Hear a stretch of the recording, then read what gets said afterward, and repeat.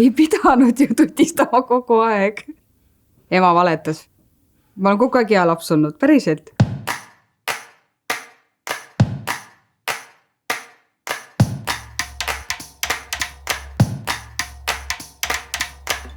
Ükskord Marju toa kardina sees oli auk. Ma ei saanud aru, mis auk see on. Nagu ma ütlesin selle augu, kes on kardina, seda ei teinud mina. Veel lihtsalt on vend, kes on raketihaige, nagu täielik raketihaige. No ja siis selgus, et nad olid rakette seal lasknud akna peal. Ja siis rakett lendas aknast välja ja siis tuli kaarega tagasi läbi aknakardina, nii et see oli auk seal sees.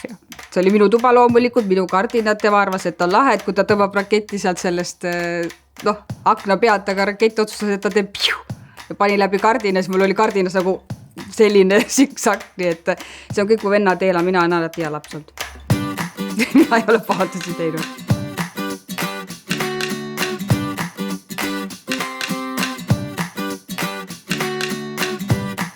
Kui ta päris väike oli, ta oli väga hea laps. Teda ei olnud vist isegi mitte eriti tutistada ei olnud vaja. Aga Marjul on 4 venda ja 1 õde. Ema pidigi ainult neid tutistama, mind ainult ei pidanud, ema pidi ainult neid tutistama. Nagu öeldakse, poisid jäävad ikka poisteks. Ema on nendega ikka vatti saanud, ikkagi krutsked täis.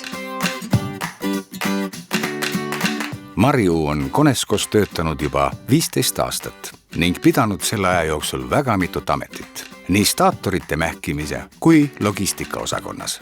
Tänaseks on talle usaldatud tootmisjuhi abiroll ning Marju seisab igapäevaselt hea selle eest, et elektrimootorite valmistamine võimalikult sujuvalt saaks toimuda. Koneskosse tööle jõudis Marju aga endalegi mõneti ootamatult. Ema käskis. Tegelikult oli ema tuli ees ja siis mina tulin järgi. Tegelikult soovitas mulle seda töökohta Marju. Tema sõbrad töötasid siin. Ja siis, kui mina olin siia tulnud, siis natukese aja pärast ma kutsusin Marju ka ja Marju tuli järele siia. Sujuva tootmise üks alustalasid on ka laduskaupade liikumine. Nii on kõikvõimalike teiste tööülesannete kõrval Marju korraldada ka laadimistööd. Ettevõttes, mis iga 70 sekundi järel ühe uue elektrimootori toodab, pole laadimistööde korraldamine, aga sugugi meelakkumine. Kõrvalt vaadates sarnaneb see pigem sõjalisele manöövrile, kus suur hulk osavaid tõstukijuhte ühes Marju ja teiste võtmeisikutega õlitatud masinavärgi moodustavad.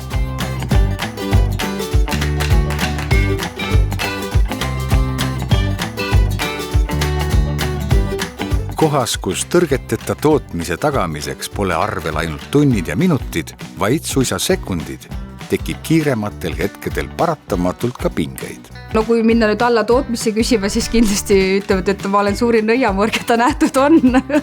Tüdrukule, kes on kasvanud 4 krutskeid täis vennaga ning harjunud neid igapäevaselt kantseldama, pole tõstukijuhtide armee ohjamine aga üle jõu käivasi. Eks nad on kõik siuksed isepäised ja omamoodi, et nendega natuke raskusi ka, jah. Aga see poistega vendade kasvamine, see kindlasti omaette katsumus, sest kas sa pead ju nendega ka pidid ju võitlema ju. Ma arvan küll, et need vanemad vennad või üldse vennad on selle soonemus võib-olla välja löönud. Miks ma neid nii hästi kamandada oskan nüüd? Kuigi tõstukijuhid on Marjule nagu vennad, kellega vahel maid jagada tuleb, siis sügaval sisimas Marju teab, et päeva lõpuks võib ta nende peale alati loota. Konesko on nagu üks suur pere, et kus kakeldakse, kraageldakse, lepitakse, jälle kakeldakse, kraageldakse, lepitakse, et kõik päevad ei ole vennad, aga lõppkokkuvõttes on ikkagi niimoodi, et me liigume ju kõik ikkagi ühe eesmärgi suunas ja hoiame kokku.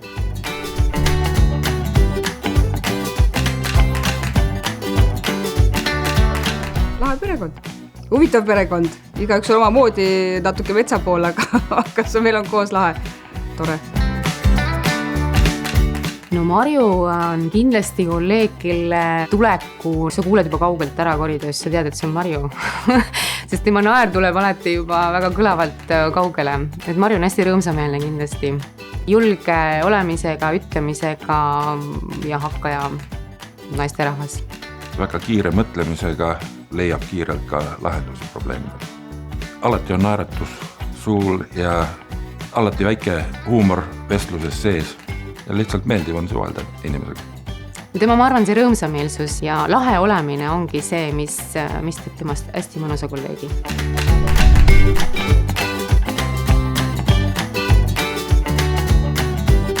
Kui Marju parasjagu tehases tõstukijuhtidega ei madista, siis madistab ta oma mehega tantsupõrandal.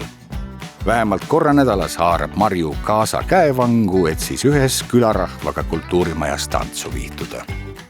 Paljud ütlevad, et kui lähed koos mehe või naisega tantsima, siis kisub suureks riiuks ja need tantsitud koos ei saa, aga ei, meie kohta küll nii-öelda ei saa. Et meil kuidagi sujub hästi see.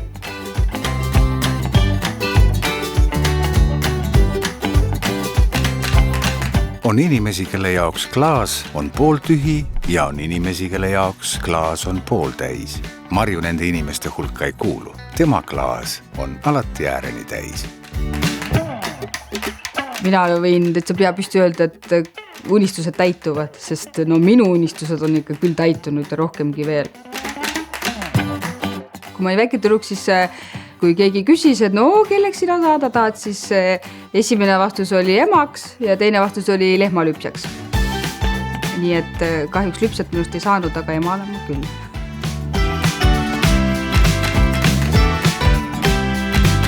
Igale lapsevanemale on omad lapsed ju armsad, aga minu omad on eriti armsad. Kahju ma pilti kaasa ei võtnud, nad on väiksed rosinad, nad on nii armsad.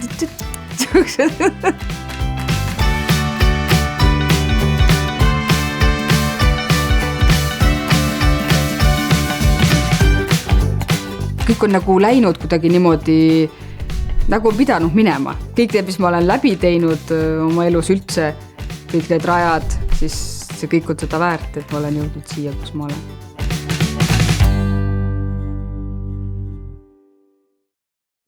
Tule Marjule appi tõstukijuhte kantseldama.